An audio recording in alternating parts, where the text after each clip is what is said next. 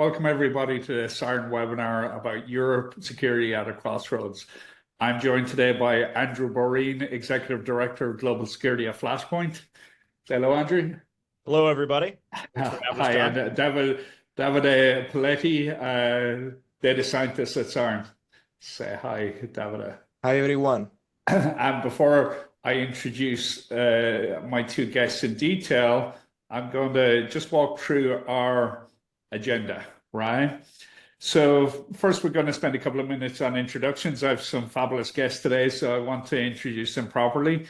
Then for those who are not super familiar with Siren or Flashpoint, I'm going to do a quick introduction of Siren.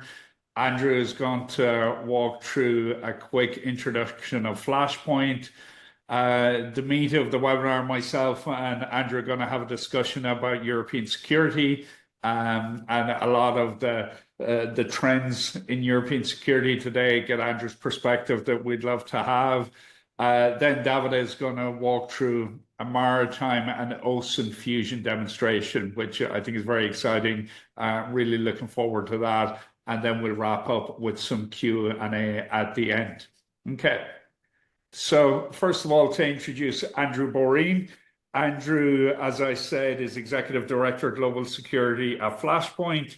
Flashpoint's a leader in threat intelligence, and we'll go into what Flashpoint do in a little while. Andrew is a board member of the Special Operations Association of America, board member at European Marshall Center of Partnership for Peace.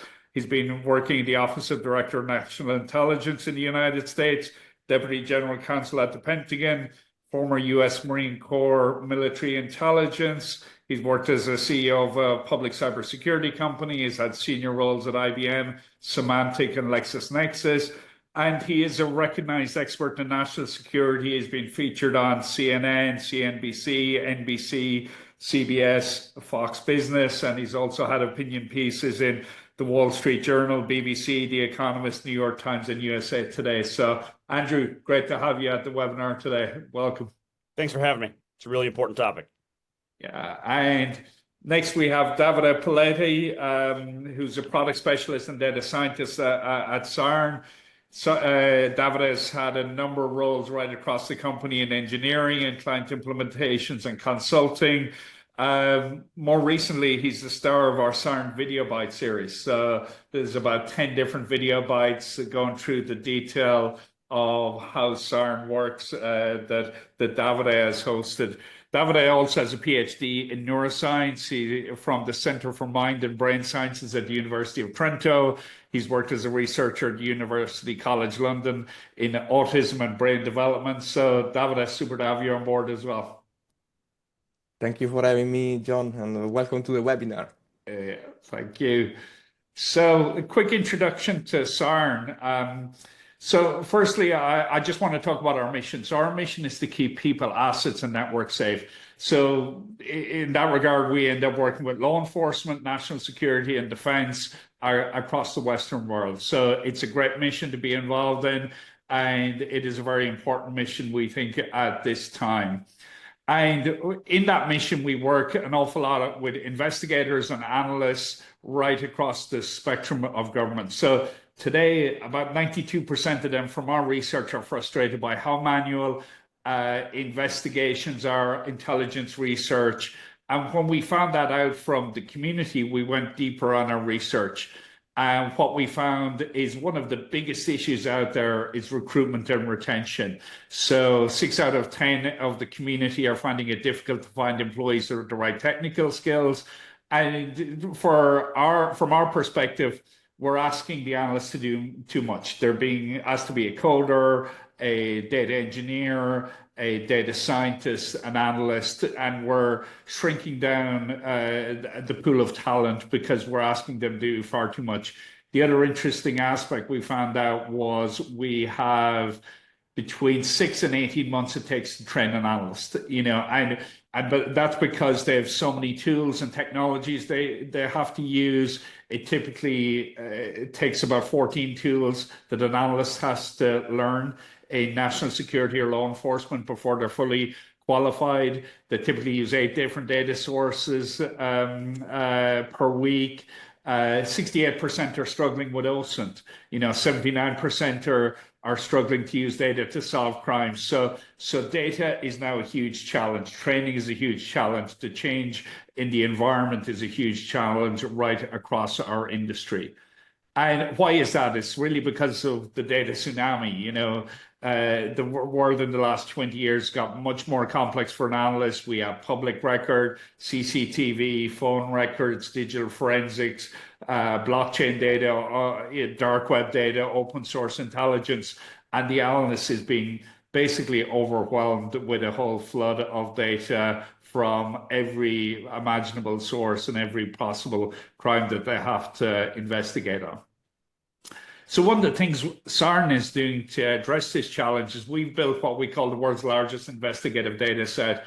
We work with over 200 data vendors, Flashpoint being a key one of those that we'll talk about today. And we cover the whole spectrum of data that's available in the world, whether it's cyber threat, dark web, geospatial, company, news and social, public record, blockchain, or digital forensics.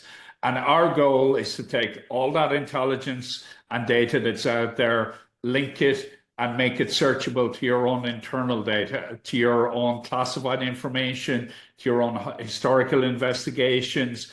And when you bring those two things together in a federated search, in a way you can search, build connections, and report on, it really changes the analyst workflow. And that's what you'll see later today with Davide's demonstration. This has been very, very productive for our users. The outcomes we've been able to generate at least 6 times faster training because we're now consolidating into a single tool set rather than multiple tool sets. We're automating at least 80% of the investigation process because we have integrated so much of the data because of our innovation around data integration.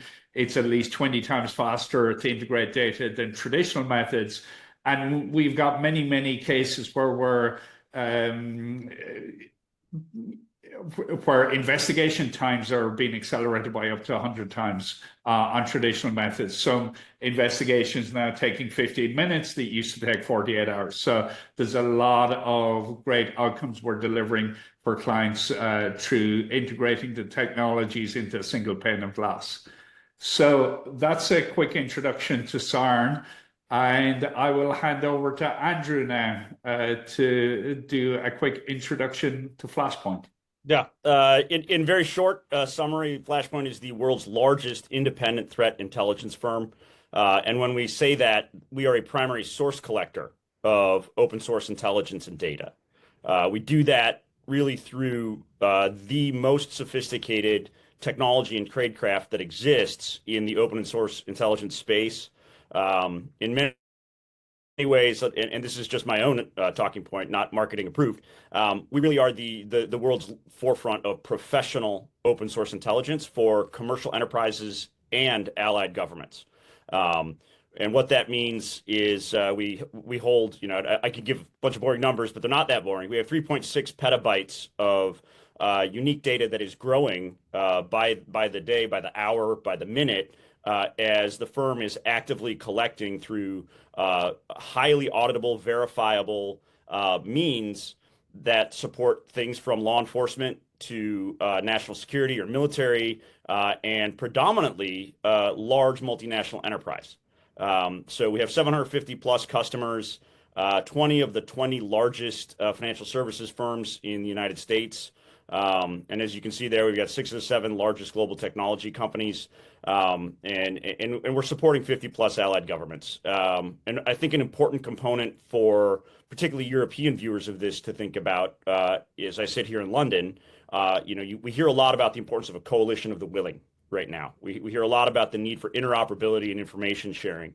Flashpoint as a firm is very committed to working with the allied nations of Europe, of North America, those in the Indo-Pacific, and we do know where threats emanate from. So I think that's actually a really important distinguishing factor about the firm and not being publicly traded, is that it empowers us to truly be objective in hunting the right information to protect people, property, reputations, assets, which sounds a whole lot like the Siren mission statement. And we'll get into more of that a little bit later. But I do want to add, we have, they call them analysts, but we have 100 plus what I call professional OSINTers. Those are professionals who are actively collecting information and data, responsive to the needs of global customers. They are also doing the analysis of that data and supporting workflows in security operations centers, in physical security or executive protection intelligence cells, and in geopolitical shops that need to monitor potential risk anywhere on Earth. So it's a pretty broad spectrum. And I think what I love about our partnership, John and Davide, is that we could be the collections engine, and you can kind of serve as the cockpit and single pane of glass for many, many shared customers. And I think we're going to bring a lot of great stuff. If you go to the next slide, the intelligence life cycle, typically, and this talks to our partnership here. I bet a lot of our viewers are familiar with this. This is the old way, or the accepted way of talking about what is intelligence. Well, it's a 5-step process. From at the very top of this circle would be the individual decision maker or the customer of a government intelligence agency. You plan, direct, you figure out what information you need, what are the questions you need to ask, you collect the right data, and then you drive through processing and exploitation. And that word exploitation scares a lot of people sometimes. That doesn't mean exploiting people. That means exploiting the data. Davide, I'm sure you're going to dive into that during your part. And then that moves in through how do we share that information to answer that really unique question through dissemination, making the right kind of product, making it usable and interactive. And I know, Siren, you guys lead on that. So the next slide shows kind of how, I personally think about the huge strategic value of this partnership for current Flashpoint customers, for current Siren customers, and for anyone who doesn't have these commercial solutions at the moment. We have 2 commercial entities. One of us is a true collections engine for commercial open source intelligence. And a lot of the allied governments across Europe aren't quite thinking about this as more than publicly available information. It's commercially available information, and we can go out and actively get the right primary data source. Then on your end, on the Siren side, you can make a 5-step intelligence cycle into a commercial open source intelligence shop, if you will, with the 2 acquisitions of the ability to do your federated search and present investigative information. Instead of using those 14 tools you talked about, John, you can do that through Siren, and you can also protect for commercial customers. They can protect their proprietary data, even as they use those proprietary data sets to bounce and look for links within Flashpoint's growing by the minute bespoke deep dark web cyber threat intelligence holdings. And next slide. So this is another way of kind of thinking about it.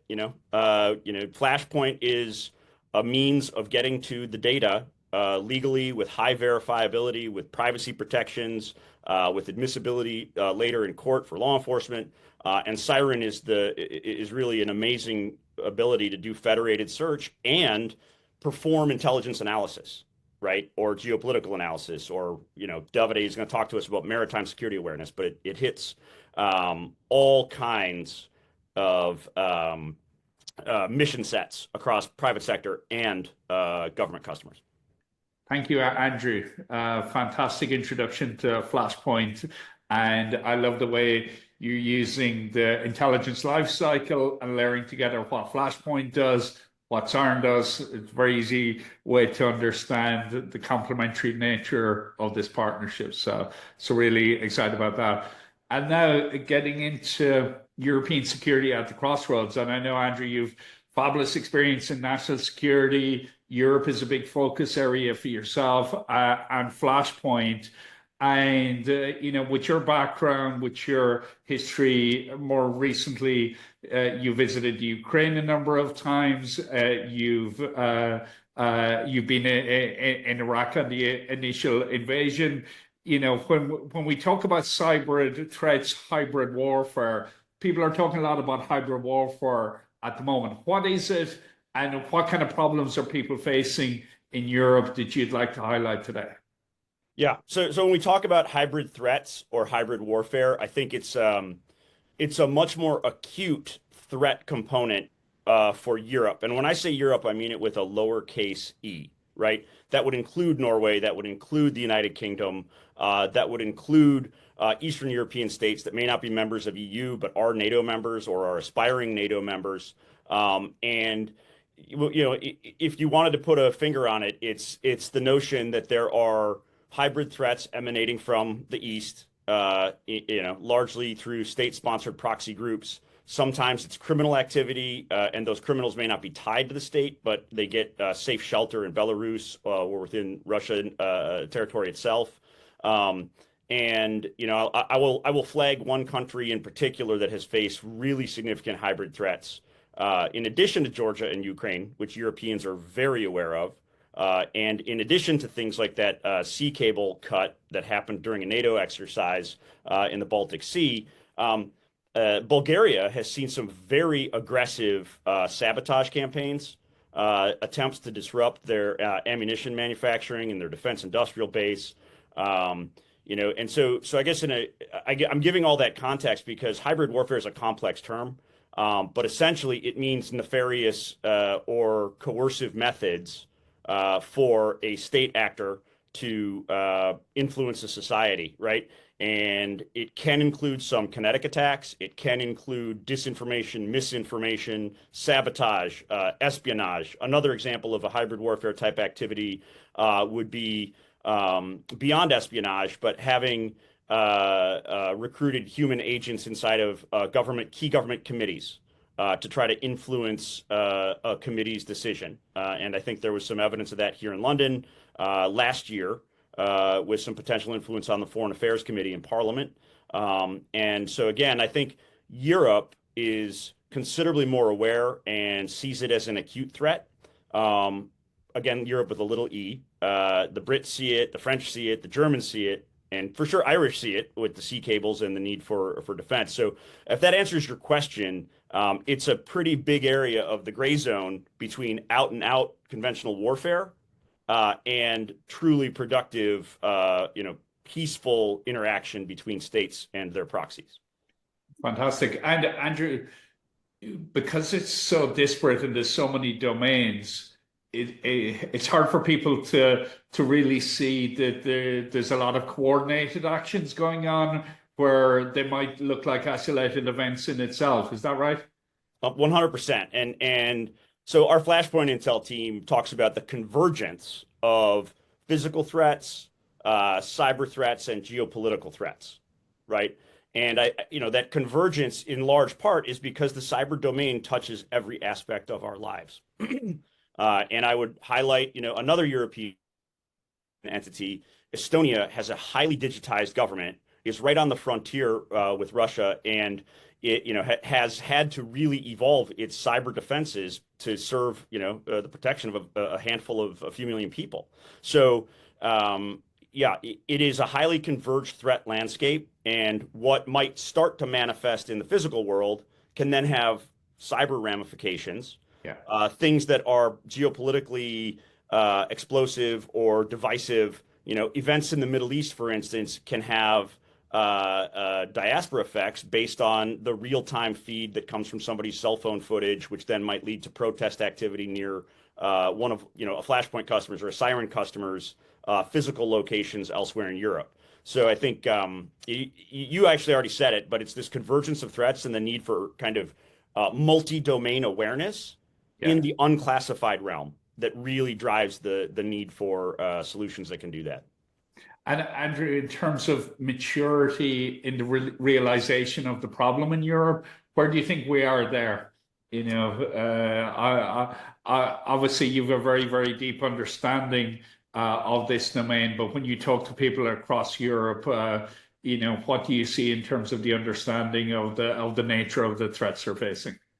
Yeah, and I'm going to reference two Partnership for Peace Consortium led reference curricula that NATO published. They're the first two that NATO has published that are meant to target civil society and the business sector, in addition to educating defense, intelligence, law enforcement officials. And a lot of that has to do with the fact that critical infrastructure across the NATO alliance is potentially and actively being targeted. And so there's one on hybrid threats and hybrid warfare that can be Googled, or I can share those links if people want to see it. And there's another one on resilience. And the reason I bring up resilience is because resilience is a component of whole of society and public awareness of what these threats are, so that if something should happen, for instance, that cable cut disrupting IT availability for users in the Baltic region and Scandinavia, that society is aware and ready to recover as quickly as possible in the face of those types of events. So I think those two reference curricula, and the reason I bring it up is, for at least 5 years, little e European entities have been working on this problem, elevating it to the NATO front office, and sharing that information with even non-NATO members in order to prepare for what they have seen as an escalating hybrid threat or gray zone struggle. Yeah, and one of the things you talked about there was information operations, and a lot of what we've talked about in the past, Andrew, is about how influence operations are designed to undermine trust in institutions, trust in government. Have you seen that as part of the landscape in Europe? Absolutely, and yeah, I've seen it here in my time in London with. And you can see this again. You don't even need to use a Flashpoint type data collection engine to see it in the dark web. With threat actors, you can see it overtly that they're. You can think of it as pouring gasoline on the fire of division. And so I think, and I'm not alone in this assessment, that other foreign powers, it could be Iran, it could be Iran proxies, it could be Russia, it could be Communist Party of China aligned interests, seeking to pour gasoline where there are inherent divides already. So the Middle East, and after October 7th comes to mind in London, where I saw a whole lot of protest activity, and it's like, you've got to think through who is really trying to escalate perhaps legitimate grievances, but escalate those into violent incidents, escalate those into two opposing viewpoints. And a lot of that needs to be, combating the tendency to just forward a link, combating the tendency to believe the first report that somebody saw on social media. But again, we are seeing it across Europe. We see it also in the United States. We see it, across Africa. But any place, and where do you have a population that's not connected to handheld devices and personal computers and social media? You just don't. So in many ways, this is a really important new battlefront. So understanding what criminal activity is happening is critical, and understanding who's behind the keyboard. Or Davide probably knows more about it than I do, but who's generating bots that are generating AI or deep fake content, and so kind of who is behind the pressure to escalate any division between European sovereign nations or European populations or European causes. I think that gets really important because Europe needs to be united. Fantastic. And Andrew, if you go deeper on one of the domains you mentioned, we were talking about cable cutting. We talk about the maritime domain. So, one of the big issues there is the scale, and what it takes to actually, defend the maritime domains. You talked about cables, there's also so much shipping, trade, potential narcotics.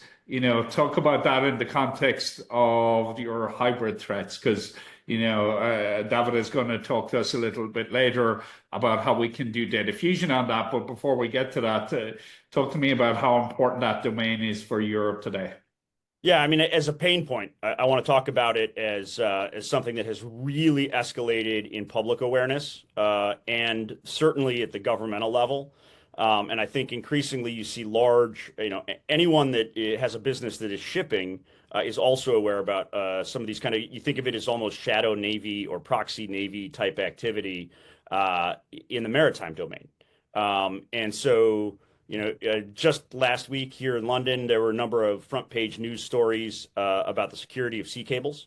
Last year we had that cut that appears to have been done by, I believe it was a Togo flagged vessel crewed by Chinese, and they may have dragged their anchor across it.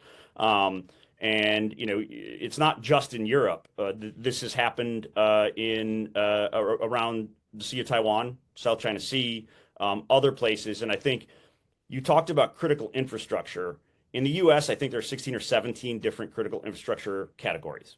But sometimes what I share with folks is not all critical infrastructure is equal. It's not all just as critical. If energy goes down, everybody has a bad day. If space-based communications or GPS, we call it, the US call it, that goes down, you got a real problem. And then this other one you talked about on these sea cables is I think a lot of folks don't understand how much of the world's internet connectivity is not flowing through satellite and space-based systems, but is actually running through these submarine cables that keep the Western world connected, and not just the Western world, but the entire world connected. And so when one of those is disrupted, it can cause serious damage in terms of availability, uptime, with real business impacts. So I don't know if that answers your question, but Yeah, perfect. The maritime domain is filled with this hybrid or gray zone activity where you're not sure if it's a state actor or if it's a pirate. Or if it's somebody who just accidentally dragged a cable. But all threats, all hazards have to start being considered in this domain. Yeah, fantastic. And if we step back then, Andrew, and talk about, geopolitical realignment, the interest and commitment now we're seeing in Europe around defense, the announcements about 800 billion euro of defense spending, you must have seen a big cultural and political change when it comes to the defense and defense spending in Europe in the last 6 months alone. Oh, I think maybe even the last 2 months. 2 months, yeah. Perhaps even the last 4 weeks. And I think, I think it's really important. What it shows is, and I personally believe this, that a stronger Europe organically makes a stronger NATO alliance. It makes for a stronger means for independence of kind of the continent's interests. And I say continent again, not just the European Union, but that kind of broader need to include other stakeholders. And so I think that it develops self-sufficiency in ways that are really important. And nothing unites people or security professionals like a common threat. And nothing unites them faster than a common threat that is really pronounced and highly sophisticated. And that's the world that the broader European coalition, if you will, is facing right now. So I think a lot of great potential for interoperable systems in that defense package you talked about. For shared borrowing facilities is one I've been reading about as well. So the 800 billion potential spend then being financed with shared capital facilities to make the acquisitions. And so I think, I'm very optimistic on the direction this is headed. And I think it's just, it's a matter of facing the conditions of the world as they are, as opposed to complaining about them. Yeah, so there's a couple of words I've heard recently, used more than any in the context of European defense is independence and sovereignty. Sovereignty in technology and independence in their own capabilities and supply chain. Is that something that you like to comment on as well? The importance of technology sovereignty. 100%. I mean, I think, and within the European context, as opposed to so for instance, the US or Canada, Canadian provinces in the United States are in a truly federal system, right? Yeah. The European Union is not, and even less so when you think about those core other stakeholders, places like the UK and Norway that have a lot to offer, and Eastern European nations that are not in EU proper. The other thing about the EU is that it is made up of sovereign countries, and that's a huge difference. So tools and solutions that get to the preservation of sovereign national interests, but also create shared awareness and shared response capabilities. I think that's the stuff where you're going to see a lot of growth and a lot of investment from that 800 billion euro package. Fantastic. Andrew, anything you'd like to add there that we missed out on in terms of European at a crossroads before we get into the demonstration. Fantastic points, but anything you'd like to add there? Yeah, I mean, I think the thing I kind of close with is that, a thing that has really inspired me lately, and I've been at several large conferences with government and private sector stakeholders throughout Europe, Little E Europe again, and I was up at Cambridge University this week. But I'm noticing that there is a very clear-eyed approach to some structural changes. And again, looking at the world as it is the job of an intelligence professional. It's the job of a law enforcement officer. It's the job of a threat intelligence shop supporting any level scale of enterprise. And so, I see a lot of interest in uniting efforts, again, on those key pillars of interoperability, preservation of sovereign states, but creating united systems to share information while protecting their own sovereign information and their own proprietary defense industrial base or commercial information. So I think, I'm very optimistic, and I think the question is how quickly can they execute on the clear-eyed changes they want to make. Yeah, fantastic. And Andrew, we share your optimism there in Siren, and we've seen, the last 2 months has been hectic in the way people have really had a clear-eyed focus on what's required. So excellent. So we're going to move on to the next section in the agenda, where Davide is going to show us the power of open source data being fused with maritime data in a maritime context, using Flashpoint data, using other data sources. And I'm really looking forward to seeing a real world example. Davide, I'll hand it over to you. Hi, everyone. So this is our maritime focusing security vertical. And here, basically, we are fusing a lot of the sources that John was referring to before. So, for example, we have around 26 million geolocated vessels thanks to their AIS system, which is the automatic identification system. And also we fused loitering events, so vessels that are loitering around some critical infrastructure or along the coast, encounters between vessels, port events, more loitering data. And most importantly, we have the AIS disabling event, which sometimes can be some malfunctioning, but sometimes can also be the vessel obscuring its geolocation because of doing something that is not legal. So, in this dashboard here, we see our risk panel, which is basically the automation that we were talking about before. And here we have also a map. In this map, we can have multiple layers. So in this case, we are focusing around cables. So as Andrew was saying before, a lot of our data and of our communication goes in the underwater cable. So we placed a filter around there.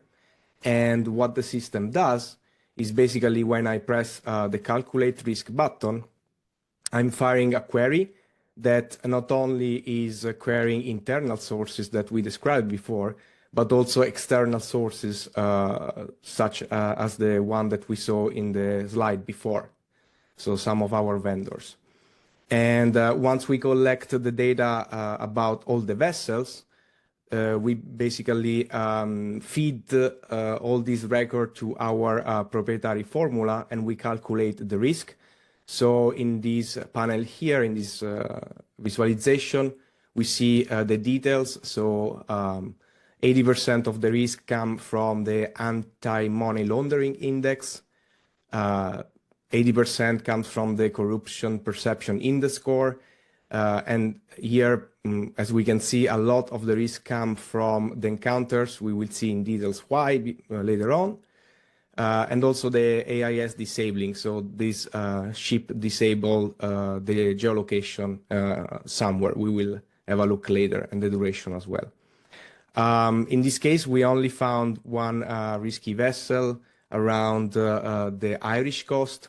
And what we can do also is we can set up a watcher so that next time a Russian vessel with similar feature as this one will loiter on the cable, will be warned. Of course, we will want to know if it's there. So now I can expand here. We see as well the summary of the breakdown. And when I click on the overview, I see a nice overview panel about the vessel runaway bay. We can see different identifier, the maritime call sign, the siren risk, the address where the ship was registered according to the Russian ship registry. And thanks to the Siren data model, I can see the details about the encounter. So as we saw before in the visualization, almost all the encounter have partial or unknown. It means that the encounter were denied. We don't know if they happened. We will check it later in our analysis. We can see the port event, and we can see the disabling event, the two disabling events where the GPS was disabled. So now to perform the analysis, we have also another nice automation. I can go to the link analysis tool, and I can simply click the Add to Graph button, which will collect the vessel information, the port events, the loitering events, the gap hours of the AIS system. And the link analysis is very powerful in Siren because I can switch to map, enable the timeline, and now I can see the events in details. So in this case, I want to focus on the encounters here, but also on the AIS event, the disabling events, which happen late in July. And these are interesting because they are happening close to the Bering Sea, which is an EEZ area where the ship appeared to be encountering another vessel and had a very long gap hours. So probably it would be worth to add this vessel to some risk list or sanction list. And now that I perform my analysis, I can generate the report. So I'm sending all these records and the details of what they contain to our own large language model system that will prepare a report based on a pre-configured prompt that we did. So in a few seconds, here we are. So we see the report of this investigation.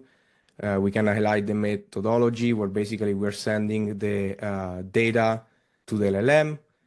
We have a nice summary of all the encounters with the geolocated data, the visits of the port.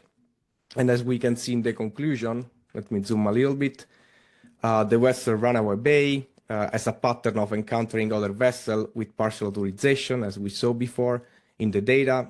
The encounter and port visit span a wide geographical area, so extensive maritime activity, AIS disabling events, potential attempts to conceal certain activity, and these, of course, raise concern. And we have also connection between runaway and other vessel with this AI disabling. And so the next step would be to download the report, share it with the maritime authorities for further investigation. So this concludes the first demonstration of how the system works. And if there is no question, I would go on and show the OSINT and maritime demonstration.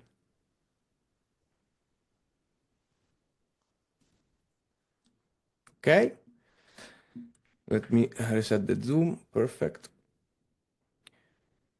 So here, thanks to Andrew that gave us the opportunity to integrate Flashpoint with Siren.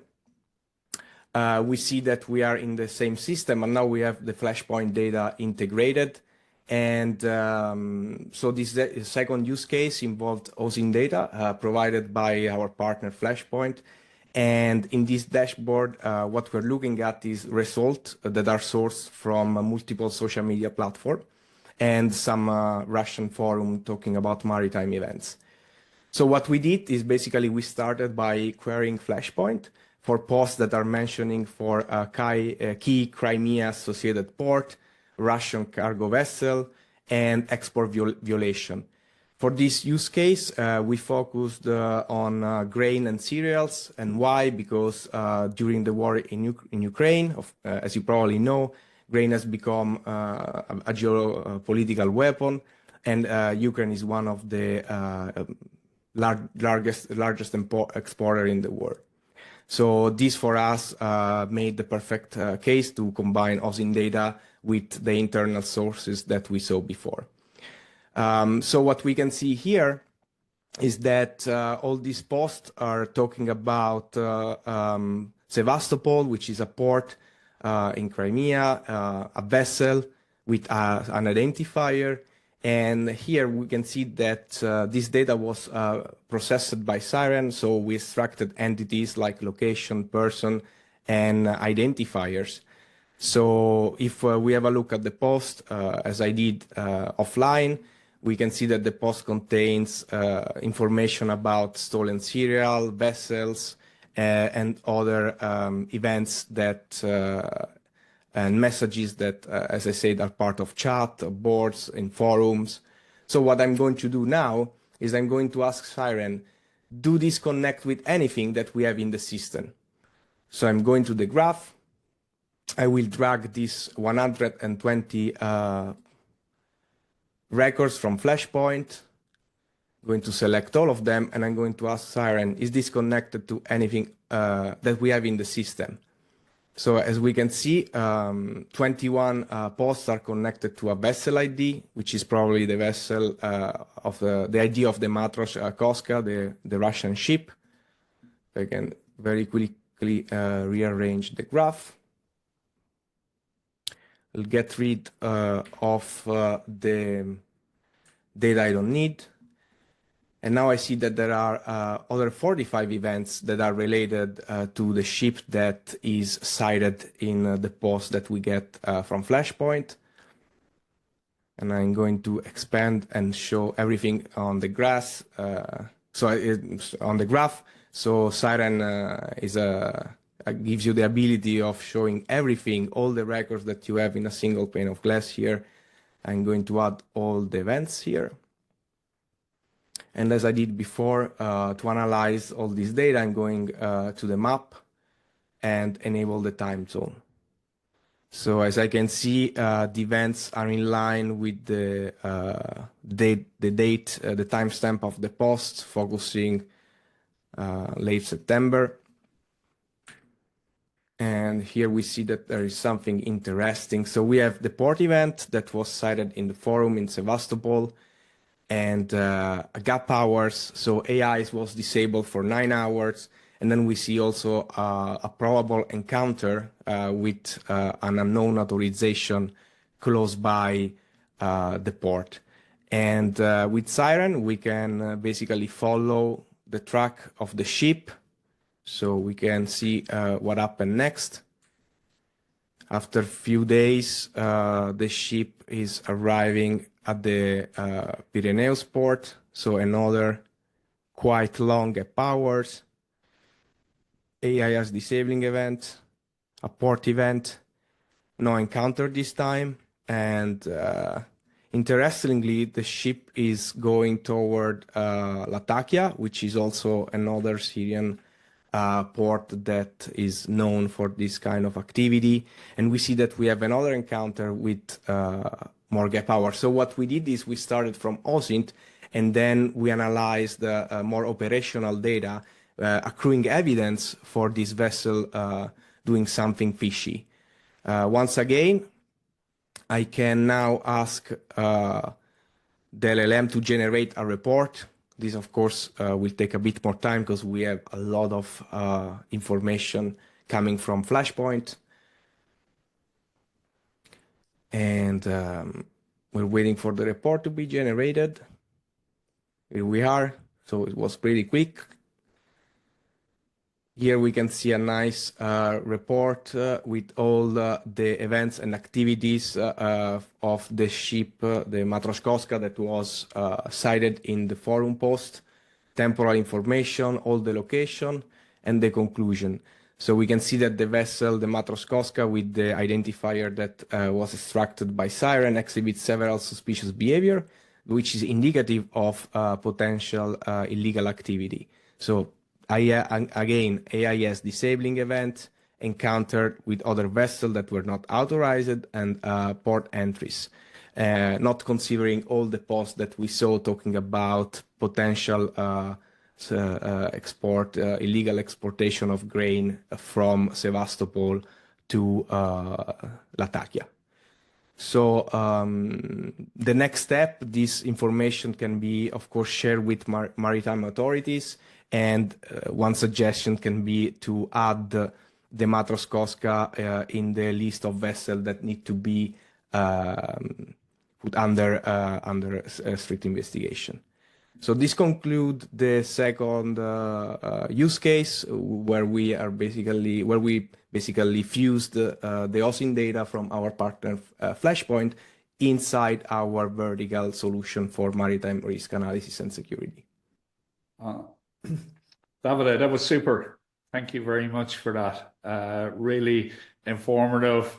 We saw the power of OSINT coming together with shipping data, fused together in a single platform. And Andrew, I hope you enjoyed that as well. Yeah, it's really cool to see how the data from Flashpoint can be safely meshed with someone's proprietary holdings with all of that other overlays. Like, this is the kind of task, Davide, that back a million years ago as a Marine lieutenant, we would have been doing a lot of this, what's called acetate overlay sheets, right? Where we'd be drawing out the sea cables infrastructure on the blue side. We'd be looking at kind of the terrain and the geospatial data on the other side. And then we'd be trying to input all of these things into it. So yeah, I think it's really cool to see, Davide, how you and your team made this an integrated way to do some maritime awareness. And so thank you. Grazie mille, signore. Prego. Just a reminder for everybody that myself and Andrew have had a more detailed conversation on the Siren Investigates podcast, which is available where you can get all your podcasts. YouTube, I think, is where you'll see it in video form as well. So there's an extended version of the conversation we had today, which Andrew was good enough to come to Galway a few weeks back, spend some time at our headquarters. So I think you should check that out if you have time after the webinar. And in terms of questions, and we've had a couple of questions come in during the webinar. One of the first ones for you, Andrew, was you talked about primary source collection. And can you just expand for our listeners on what do you mean by primary source collection, and what are your use cases beyond what we saw today does that get applied to? Yeah, if you don't mind going back to that slide with kind of the 5-step intelligence cycle traditionally, and then the two commercials. Your favorite slide, Andrew? Yeah, I love this slide. That one. Yeah. Now it's so when I talk about primary source collections, what that means is again, Flashpoint. So when you talk about managed attribution, this is like a hot buzzword going around. But the sophistication of that managed attribution is absolutely vital, and it has been increasingly so over the last decade, right? So if you're trying to look at threat actors that happen to be terrorist groups or happen to be transnational criminal enterprises, it's really vital that your analysts are protected when they're out there. Like I would argue that in terms of operational security for OSINT, there is life and limb, or there is personal harassment at risk. So it's a game for professionals, not amateurs. Even if you're not in a government, if you're asking questions on behalf of a large mineral extraction company, if you are trying to protect executives who are traveling, you don't want to be, you don't want to look weird when you're making those queries and when you're trying to collect that data. When you're working against ransomware groups, it's helpful to have a way to wrap yourself in safety when you're out there in the internet wild, so that you can kind of query, see who is holding your organization ransom. Are they an organization that's willing to negotiate historically, or are they a really powerful state-backed type advanced persistent threat that's not going to negotiate in a ransom situation, or potentially elevate to second or third order levels of extortion with your suppliers and your customer list. So when I say collections engine, that's what I'm talking about. And when I say primary source collector, that means that Flashpoint is not, you use that word vendor. Like, Flashpoint is not a data vendor. It doesn't buy and aggregate a bunch of data that is publicly available. And so when we say commercially available information as a component of that OSINT picture, what we're talking about is it's commercially available because Flashpoint makes it available to commercial customers worldwide. But it gets collected through the highest end and the highest levels of protection for our collectors and analysts as they're doing that work in real time. And if that's helpful, I mean, I think that's why when we talk about the Intel cycle, right, we want to tighten the loop in a digital environment where real time matters, right? It's not going to work to do all these taskings in a classified system when what you need to do, and this is more of a government problem, but what you need to do is monitor and share information and bang it against proprietary data sets in real time. So when I say primary source collector, and it's not me, it's a whole bunch of anonymous people that speak 30 plus languages, and they know how to look like the right machine ID, the right IP address, the right hardware stack when they're showing up, and the right pattern of life in terms of the personas. So I think that's the piece that one, attracted me to Flashpoint in the first place, but two, really makes this a unique partnership for us to provide to customers. Yeah, no, what we like as well is we've got trusted professionals doing collection that they protect us and then protect our customers from that attribution. You don't want to be attributed. You don't want to be collecting your own OSINT data out in the wild. It is not advisable. So yeah, and great point it there, depends on Andrew. the question. Some questions, yeah, it's completely fine to try to figure out, where are the mineral extraction sites in one of the 54 countries on Africa. Okay, that's fine. But if you try, again, you're working against a threat group or you're working against a criminal actor, the stakes kind of rise. So I think, to your point, that is really kind of unique, and that we are not, the other piece I would add is, I get this question a lot when I meet with Flashpoint customers is, well, you guys don't have the same scale as some of the vendors. And I'm like, well, yeah, but with this partnership with Siren, if they're a subscriber to one of those traditional public records vendors, or they're a subscriber to a blockchain illumination firm,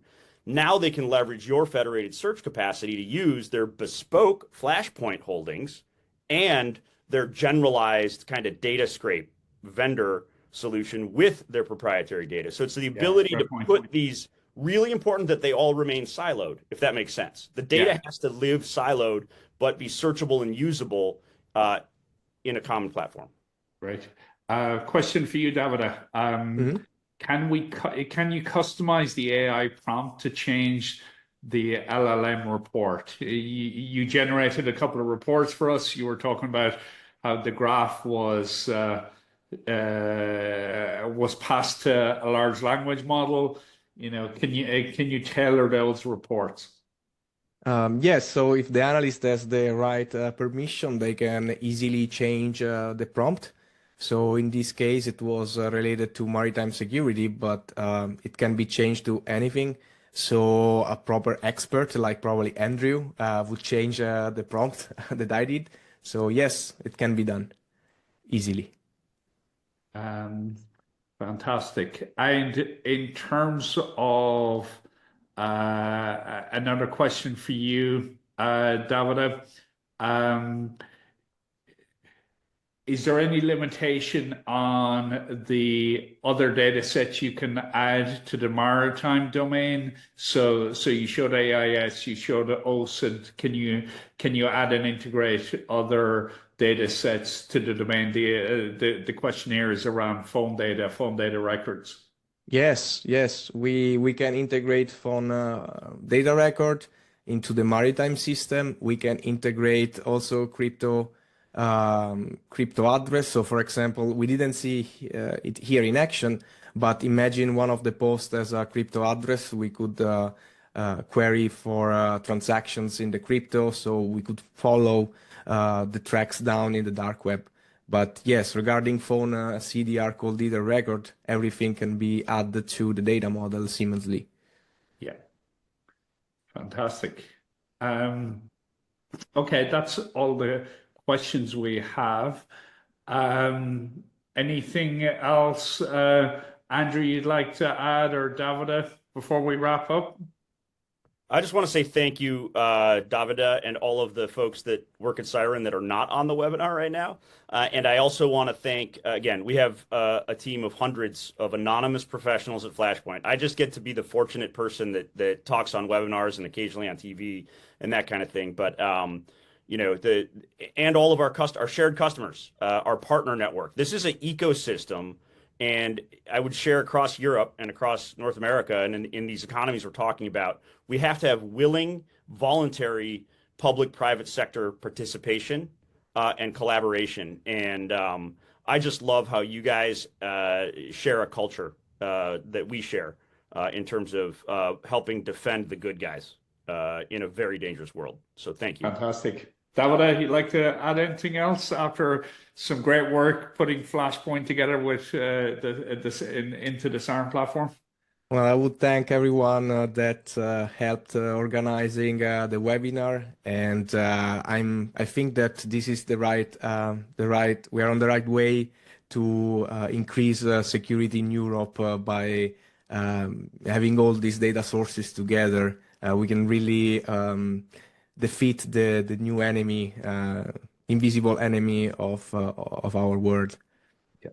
No, super, Davide. And I'd echo what Davide said in terms of the great work and effort gone in by the teams. Andrew, what you're saying about this being an ecosystem, this being a collaboration across many companies. We're talking about ourselves and Flashpoint together. We work with many companies, and you talked, Andrew, about the benefit of being part of an ecosystem, and we see a lot of friendly companies working together to solve these problems. We're delighted to highlight Flashpoint today.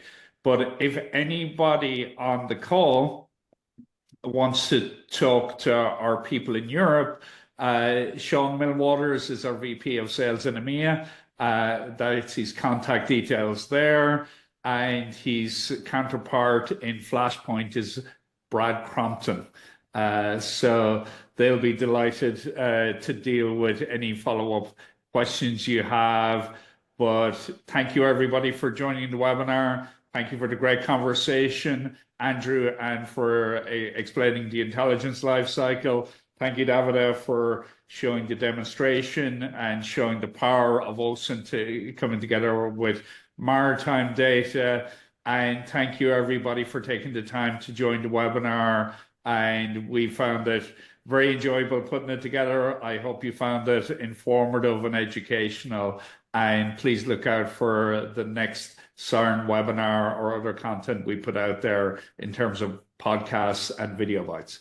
Thank you. And thank you, everybody. Goodbye. Thank you guys for Thank being committed everybody. to an open ecosystem approach. I think that's how we succeed as partners. So thank you. Thanks, everybody.